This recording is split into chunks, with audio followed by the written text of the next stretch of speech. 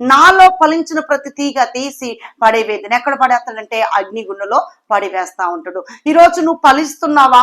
నువ్వు లోకసారిగా జీవిస్తున్నావా? నీకు ఫలాలు లేవా? నువ్వు ఫలాలు లేని స్థితిలో నువ్వు ఉన్నావా?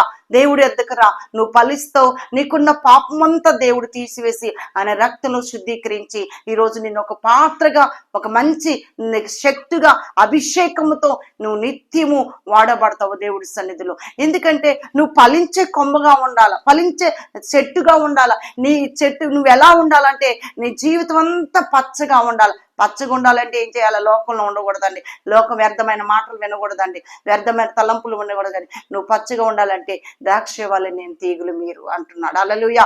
ఈరోజు ఏ తీగగా ఉంటున్నావు? తీసి పడేసే తీగగా ఉంటున్నావా? ఫలించే తీగగా? ఇప్పుడు మనం ఫలించి ఫలాలిచ్చే తీగగా మన జీవితంలో దేవుని హత్తుకునే జీవితం మనకు కావాలా? దేవుడు అనేక దేవుడి మాటలు దీవించును గాక.